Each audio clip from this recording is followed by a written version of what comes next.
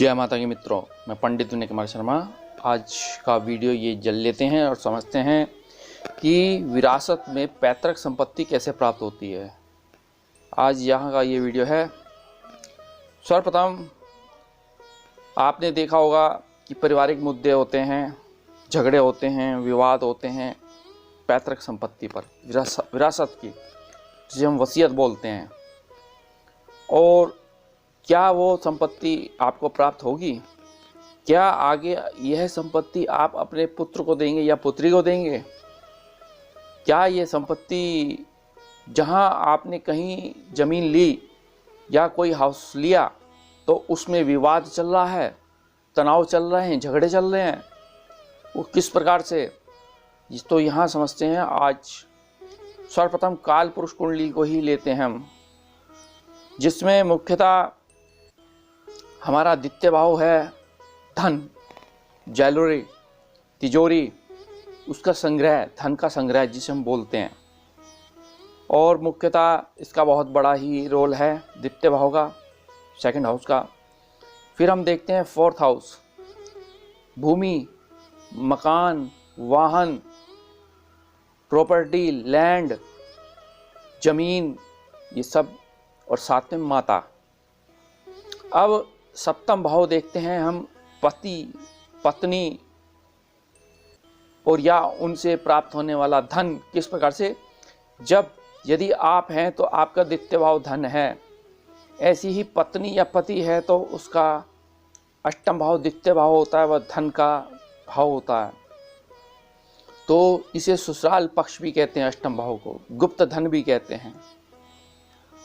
उसके पश्चात यहाँ 11वां भाव हमारे लाभ का है, प्रॉफिट का है, भाइयों का है।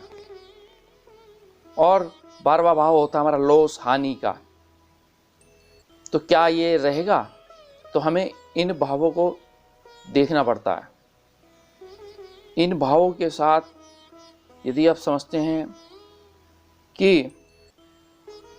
यदि द्वितीय भाव हमारे धन का, संग्रह का, इन्वेस्टमेंट का, तिजोरी का, ज्वेलरी का है, तो वहीं चौथा भाव जो होता है फिक्स प्रॉपर्टी होती है, लैंड है जिसे हम कहते हैं, मकान कहते हैं। और इसके कारक जो हैं, ज्वेलरी के कारक जो हैं वो शुक्र देवता हैं। और यहीं फिक्स प्रॉपर्टी के कारक हैं जो वो मंगल देवता हैं, जिसे हम देखते हैं मंगल ग्रह से कि प्रॉपर्टी आपके पास होगी या नहीं होगी। आपका कौन सा समय ऐसा जाए जो आपको प्रॉपर्टी प्राप्त हो। लग्न आप अपना देख लीजिए, कुंडली में कोई सा भी लग्न हो सकता है, कर्क लगन होता है, सिंह लगन हो सकता है। उसमें कौन सी राशि बैठी है, क्या वे राशि का स्वामी आपका मित्र है, तो ये सारी चीज़ें आपने देखनी है। अब मान के चलिए कि 7th हाउस जो हमारा है वो लाइफ पार्टनर का है, आपकी पत्नी का है, पति का है। तो हम उससे देखेंगे कि 7th हाउस से क्या आपको धन प्राप्त होगा। यदि 7th हाउस का स्वामी द्वितीय भाव में चला जाए तो मान के चलिए पत्नी से आपको धन प्राप्त होगा, कि पत्नी के ससुराल पक्ष से आपको अपने प्रॉपर्टी, लैंड आदि प्राप्त होगा, धन प्राप्त होगा। अब कईयों को धन मिलता है, सोना मिलता है, कईयों को ज़मीन मिलती है, वह भी मैं बताऊंगा आपको।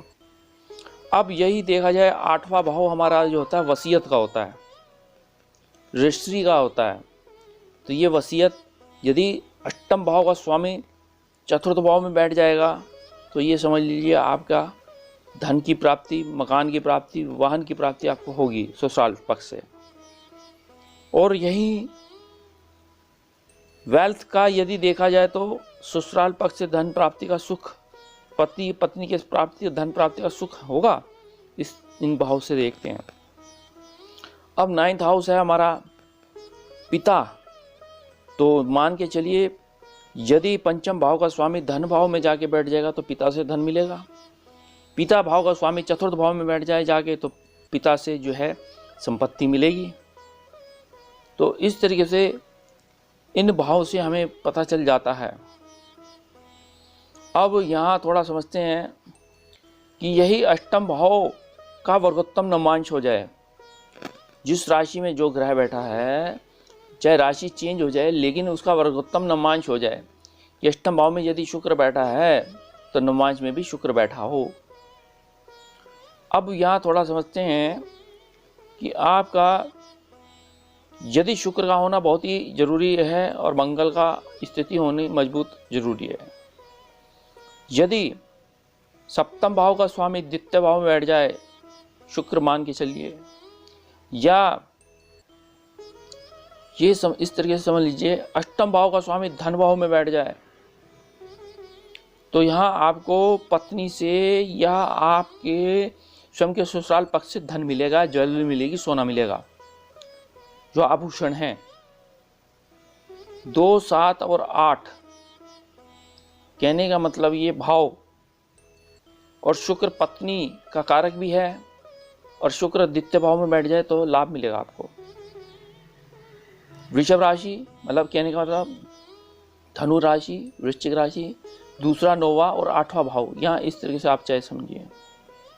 क्या ये प्रॉपर्टी आपको मिलेगी आपके पिता से, ये समझेंगे, क्योंकि ससुराल भी तो पिता है।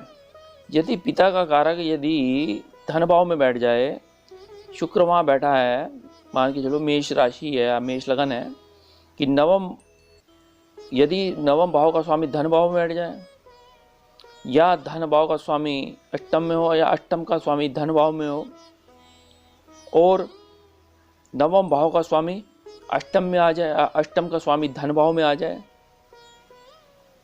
तो यहाँ आपको प्रॉपर्टी मिलती हुई दिख रही है।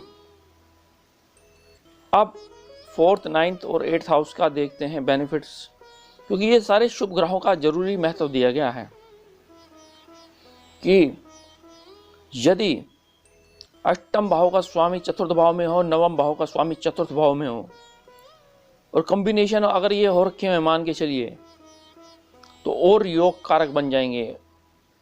यही सौम्य ग्रह हैं और योग कारक बन जाएंगे। यदि नवम के साथ नवम का अष्टम के साथ कॉम्बिनेशन हो जाए, या एक दूसरे स्थान परिवर्तन हो जाए, तो यह स्थिति और मजबूत हो जाएगी। फिर 4th, 7th, 8th हाउस का देखते हैं कि आपकी पत्नी भाव और पति भाव का स्वामी चतुर्थ भाव में कॉम्बिनेशन बना के बैठा है, या अन्यथा वहाँ मंगल बैठा है चतुर्थ भाव में, क्योंकि मंगल क्या है, फिक्स्ड मतलब कि स्थायी संपत्ति जिसे कहते हैं। अब अष्टम भाव का स्वामी चतुर्थ भाव में, या अष्टम भाव का स्वामी सप्तम भाव में, तो आपको यहाँ पत्नी से, ससुराल पक्ष से विरासत में संपत्ति मिलेगी। यदि कोई प्रॉब्लम हो रही है, मैंने देखा कहीं कुंडली के अंदर कि प्रॉब्लम हो रही है और ससुराल से वो संपत्ति प्राप्त नहीं हो पा रही है, वहाँ संपत्ति बिक तो रही है लेकिन कोई ना कोई भाई विवाद कर रहा है, और वो मान के चलिए उनकी बहन है और वो उनको प्रॉपर्टी नहीं मिल पा रही, तो ये विवाद चलते हैं। लेकिन हमें इन भावों को देखना जरूरी है, तभी ही आपको प्रॉपर्टी मिल सकती है। यदि ये कॉम्बिनेशन बने हुए हैं, ये स्थानांतरण हैं। अब इस तरीके से यदि 12th हाउस लॉस का है, 6th हाउस हमारे कोर्ट केसेस का है, यदि मान के चलिए कि चतुर्थ भाव का स्वामी छठे भाव में आ जाए, तो प्रॉपर्टी में विवाद होंगे, प्रॉपर्टी में झगड़े होंगे, कोर्ट केसेस होंगे। यही चतुर्थ भाव का स्वामी यदि मान के चलिए 12th हाउस में हो जाएगा, तो मान के चलिए प्रॉपर्टी हाथ से चली जाएगी। तो इस तरीके से ये समझना है। और मुख्यतः कब आती है ये, यदि जब गोचर चलता है, दशाएं अंतरदशाएं होती हैं, तब उसका बेनिफिट मिलता है।